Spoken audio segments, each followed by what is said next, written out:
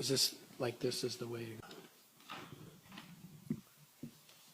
Good morning, everyone. I'm Rick Stanley, your host on Chamber Talk on 104.3 Seacoast Oldies. Thank you for joining me again this morning.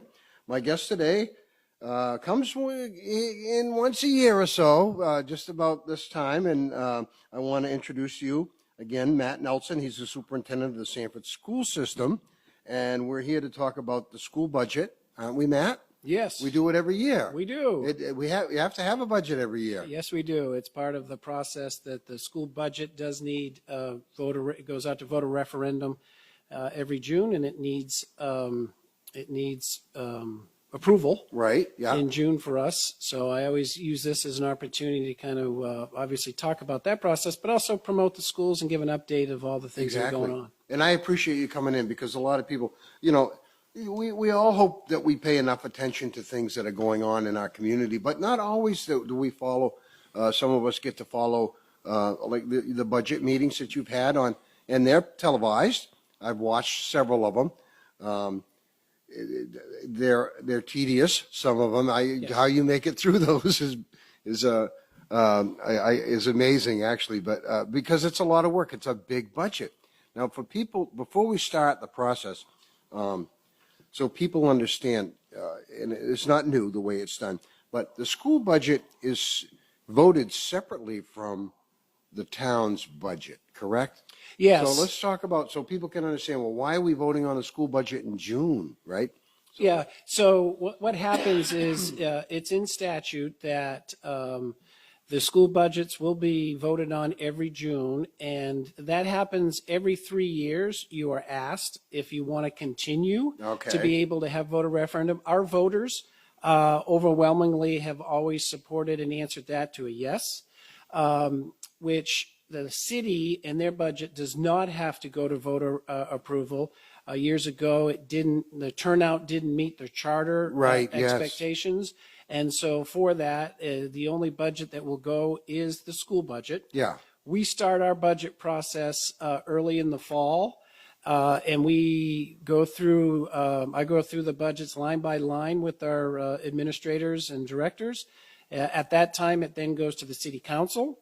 It goes to the school committee. Right. The school committee will have a number of workshops where they'll review that budget.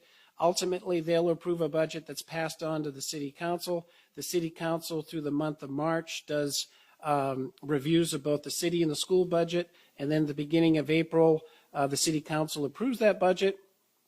That will be passed on to the voters. And this year, that referendum is on Tuesday, June 10th. June 10th. Okay, I didn't have the date down. So June 10th. Everybody, June 10th is when you vote on the school budget. So if you want to be part of the process, you need to get out there and vote. That's the most important thing. And I really think that because you're televised, a lot, the city council meetings are televised, the school budget hearing meetings are televised, that people can get involved without even leaving their homes if you watch the cable station that allows you to access to these budget hearings. Yeah, right? And in addition to that, Rick, on our website, www.sanford.org, for our school department, we have a link right there that has all the documents to kind of be able to bring that up in terms of the different presentations and the things that have gone on to help you come back to be better informed in terms of any information that you may That's want very good to know too, because sometimes when you're watching something on TV, you don't get the numbers and the facts down and everything. So you can go to the website and scrutinize what you want in your own mind, how things are being processed. Yeah, and I want to take the time to also really sing the praises of our school committee and our city council. They're elected officials, and one of the big things that they have overview of is the budget. And that's something that I want to give credit that's something that is not taken lightly, that responsibility. They really do a real job of knowing that budget inside and out. Yeah, and that's a lot of volunteering. I mean, you're talking about, what, do you meet every week starting in the fall or every other week? Or Yeah, no, for us. With the committee, with the school committee. With the school committee, we oftentimes are meeting weekly, but we'll start to do our budget work with them at the end of January, and it's almost twice a week. And that's a lot of, and they're volunteers, and twice a week they'll come in to go over to that budget as volunteers. And I think what I like is obviously we want the best schools. We want what's best for our children. But I really think there's a real good effort there of trying to say, okay, but what can we also, our taxpayers can afford? We really have to find that balance. Yeah. Because we know that the times that we're living in and some of the challenges that we have. So it's really trying to maximize the resources that we do have to be able to try to get the most out of them. Yeah, it's a lot. I know with the city, we've got 2 new fire stations coming along. There's always, every other year or so, there are union contracts to look at from the city side and from the school side. It's a job to try to keep a handle on all of that. Absolutely. And I will also say, you highlighted a couple, but we are facing some unprecedented challenges. Every budget is challenging. We're seeing rising costs across all of our operational areas. Educational supplies and materials, utilities and facility maintenance, our wages and our employee benefits. We want to continue to be able to attract staff, retain our staff to be able to do that. We've also seen a significant increase in Sanford's valuation. And so we pay, on the school side, we really pay attention to the state subsidy that we received. They have, we call it EPS, it's Essential Programs and Services. And so the state will say, this is what we feel is the minimum that you should be able to have, and this is what we'll be able to fund. And we pay attention to that formula because if you want to go above that formula, you're allowed to do that, but by doing that, you're basically saying there's more, you're going to be relying more on your local support to do that and your local taxes to be able to do that. One thing that really drives that formula for subsidy, the 2 main drivers are student population and your valuation. And our student That's a property valuation. Yes, property valuation. And our student population has maintained and increased slightly, which is helpful. But our valuation, the way the formula works, it takes a 3-year average, your last 3-year valuation average, to be able to do that. And ours, since the pandemic, house property values have increased throughout the state, especially in southern Maine, York County and Cumberland County.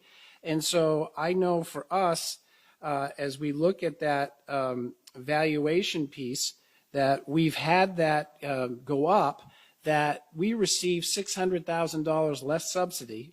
Because we're wealthier than we were the year before. On paper. And that's probably one of the flaws in the system is they feel like, wait a minute, if your value's there, that tells us that you should be able to pay more towards the cost of education. Yeah. Now, we all know as we own our houses, they may increase in value, but you're not going to see that increase. You don't see that in your day-to-day life when you're going Unless for the you groceries. sold it. Right. And then if you sold it, you'd also probably have to purchase something that also would be higher than it was. So even though it's on paper, and that's one of the challenges that we see along with that. So that's been a problem with senior, over the years. I've seen it for all the years, many, many years, is that in locations now being Sanford, which is growing, and the property values are up there, but places like around the coast and things where maybe the little old man and lady had bought a cottage at the beach in 1945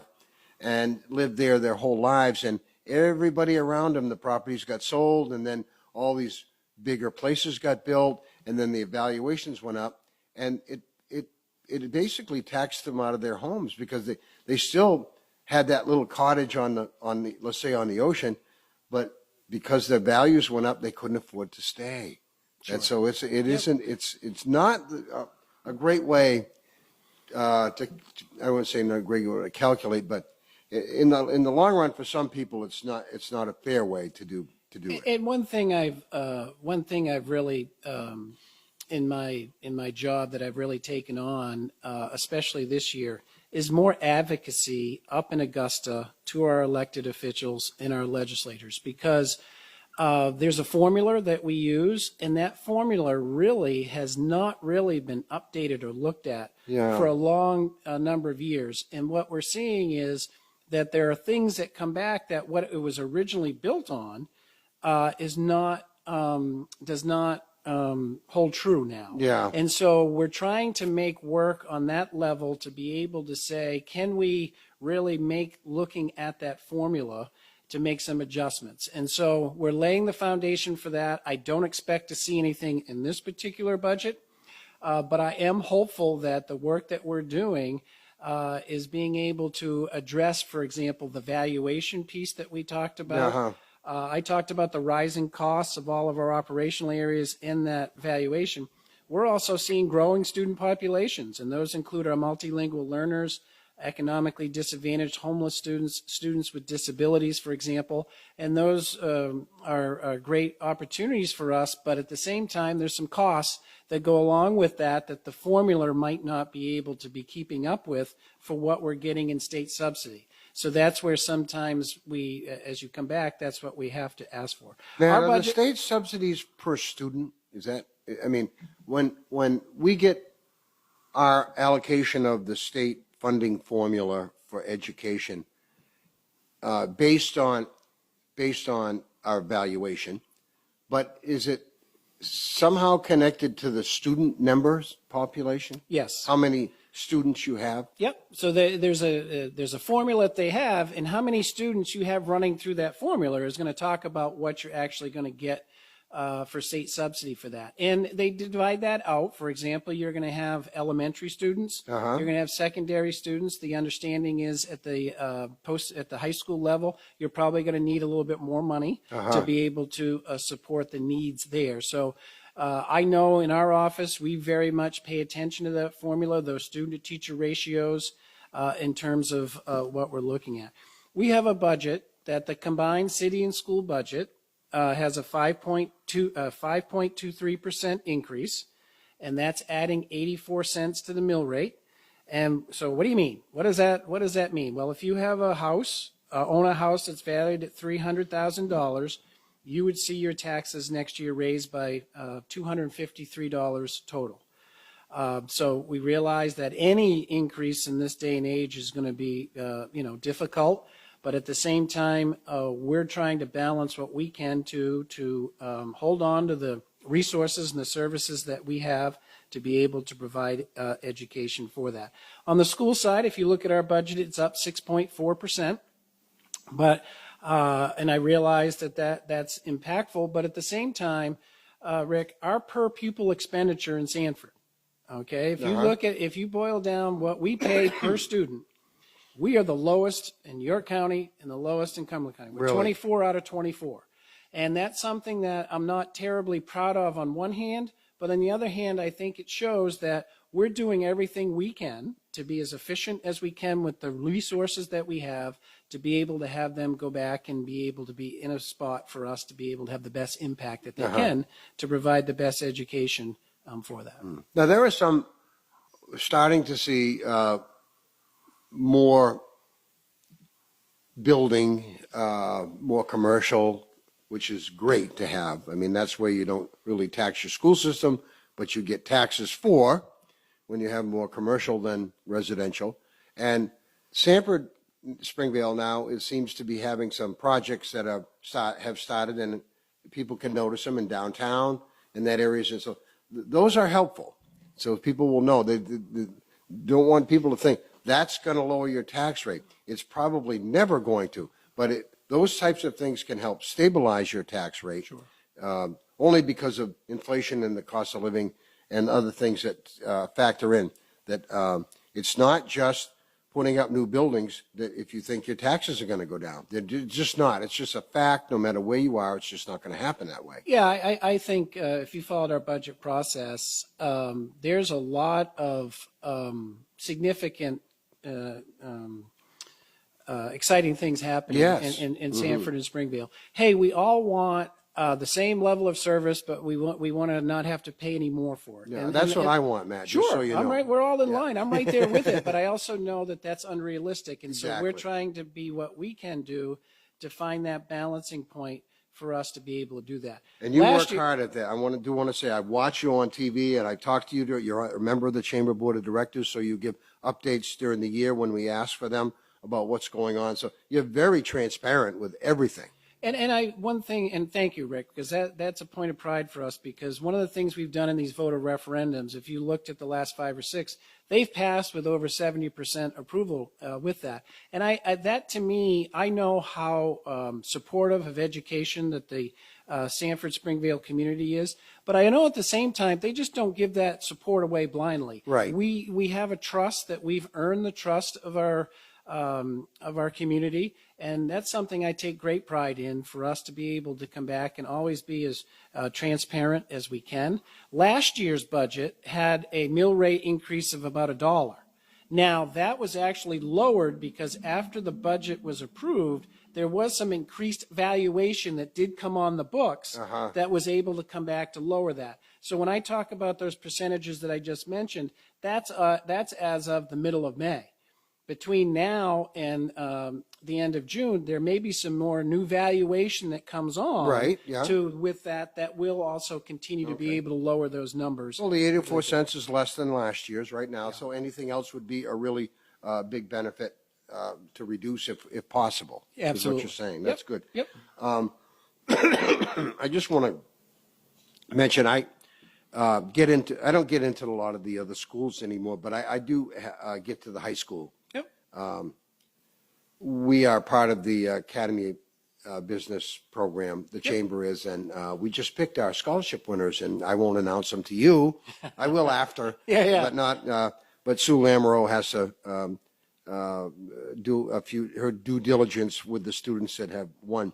But I do get to go to the school, and I do get to help out during the year. I'm on that PAC for the Academy, and I just got to tell you, when I walk in the school. Now, I went to Sanford High School when it was behind the junior high. Yeah. You know, what is that, the middle school now? Yeah. Junior high now, It's whatever the that Sanford is Middle now. School now, Mix yeah. them all up. I am in awe every time I will go in there. I mean, it is such an amazing building, and so well kept and so well organized. The theater, we had our PAC meeting in the theater. I saw you there, and just the introductory part of it that evening. I just am amazed at what amazing building that is. Well, one of the things, if you look around the state, you're probably seeing other school departments that when it comes to facilities, they're struggling because they're outdated. They need to be updated. And for us in Sanford, it wasn't easy. But if you look at where we've got to now, our high school and regional technical center, and which also includes the Performing Arts Center and includes the Alumni Stadium, when you look at that complex, that measures up to anything across the state. Absolutely. That sends a really powerful message to people that Sanford supports education, that we care about our students in doing that. And then the offshoot of that is we took the old high school. We didn't move out of that because it was falling down. We converted that to a middle school. We're able to do grades 5 through 9 there.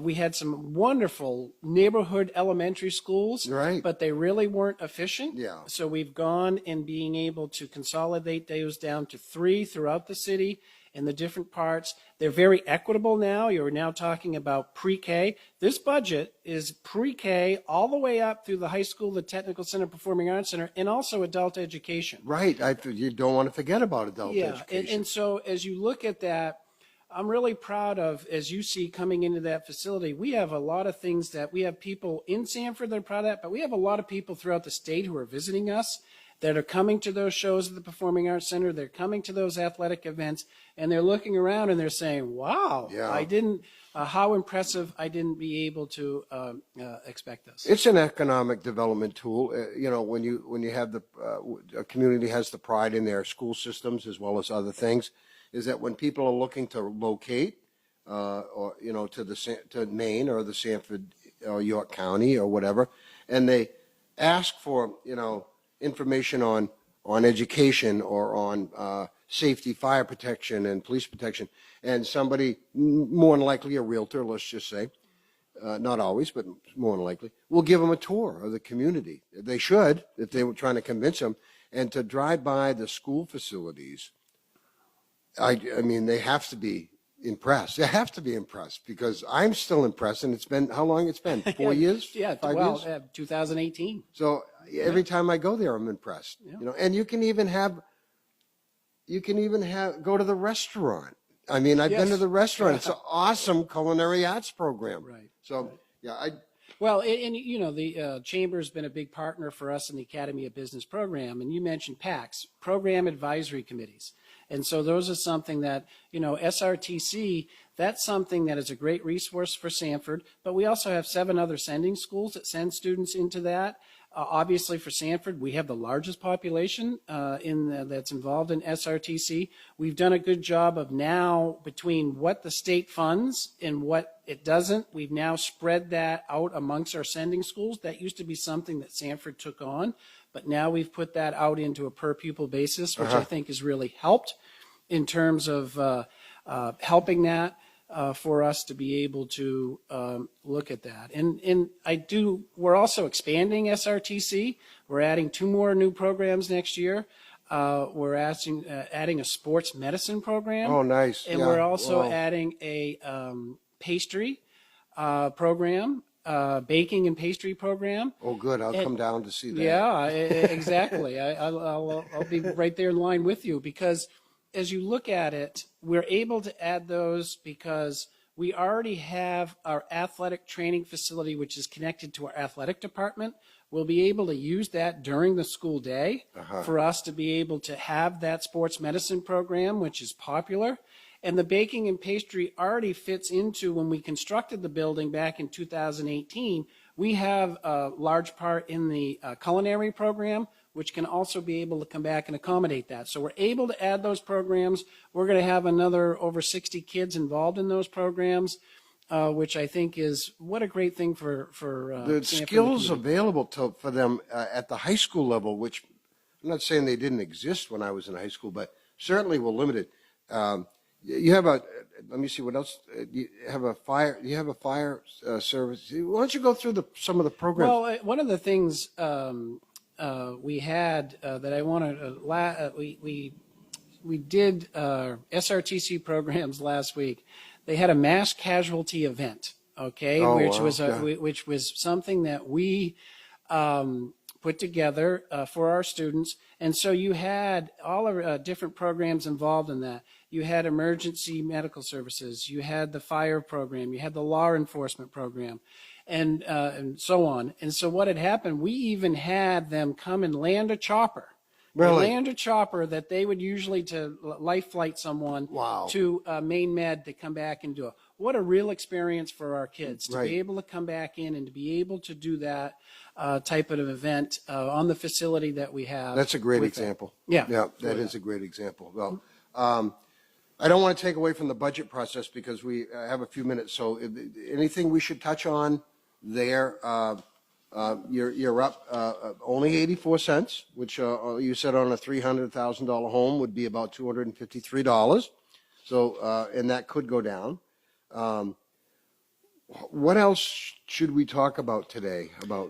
Am I missing something? Well, the one thing I want to talk about is sometimes you've got a lot of people who are very supportive of the schools and the budget, but then people are busy come June and sometimes might not get out to the polls. Right. We have the polls will be open on Tuesday, June 10th. They're open from 7 in the morning to 8 at night. Remember, the polling location that we now have in the city is down at Sanford High School and It's Sanford all Regional down there. Technical Center. It's the Yep. only spot, Yep. right? And Yeah. and we'll have it set up there where there'll be we'll work out a system that I think people will be happy with. We also have in-person absentee voting, and that's an option for people who might not be available to vote on June 10th.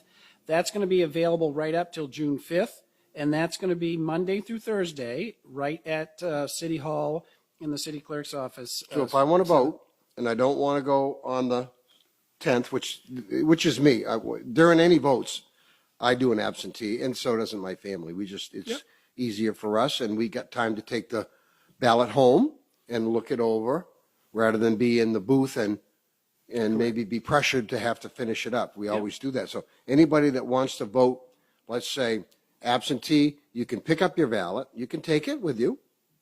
I'm not sure of that. I know Sue Cody does an excellent job. I knew that the in-person voting, she's got that set up that if you want to come in, so you don't have to come in on the 10th. Right. for Okay. that. Yeah. You can come in and vote, but I'm going to think that I'm going to guess that, like they do, would have an absentee where you could take it, so you have to sign for it, take it home and bring it back. So don't quote me on that, because you can do that with the regular voting during the year, the rest of the November voting. So, but the point to make is, if you can't make it on June 10th, you can go by the town hall Monday through Thursday, and you can vote there. Sure. Right. Yeah, that's with that. And, you know, as I get around to talk about the budget, tomorrow I'm going to be presenting to the Rotary Club of Sanford. In following weeks, I'll be presenting at the Trafton Center. I'll also be presenting to the Kiwanis Club. So we do our best, because we want to try to get word out about our schools, talk about all the good things that are happening, the value that you're getting. We understand what is that any increase is going to be one that's going to be hard for people. We're not blind to that, but we also feel that we're being able, with this budget, to hold on to what we've got. This is not something that has a lot of ask to it, or things that aren't going to be supported in being able to do that. We're trying to hold on to what we have to be able to come back to provide the best education and make the best positive impact that we can on our young people. Wow. How many students in the whole system? Yeah, we have, when you look at that, we are over 3,200. Wow. 3,225. We're one of Maine's largest school, we're one of Maine's largest cities, but one of Maine's largest school districts. Part of that is a pre-K program. We've continued to expand that program. That's a free pre-K program for families. That really allows them to get introduced into our school system, which is a great asset for them. They don't have to pay childcare costs. We've built in some community relationships with that. The relationships that we've had, for example, we have a partnership with the Sanford YMCA to be able to help with the pre-K program, to be able to provide that with it. As I mentioned, we're pre-K all the way through the high school with the Sanford Regional Technical Center, and then we also have Sanford Adult Education, which is also part of this budget, so that, yes, we can be able to provide that for students who are looking to be able to get their credentials, but there's also a lot of enrichment activities that are going on there that are also very beneficial to helpful to our community. Right. It gives. I've been to several of them over the years, and matter of fact, I was part of. I actually had a course I had years ago where I would take. We'd have like 10 students, all seniors, right? Yeah. And I would set up tours of different manufacturing facilities or interesting places to go. I had no problem filling that group up.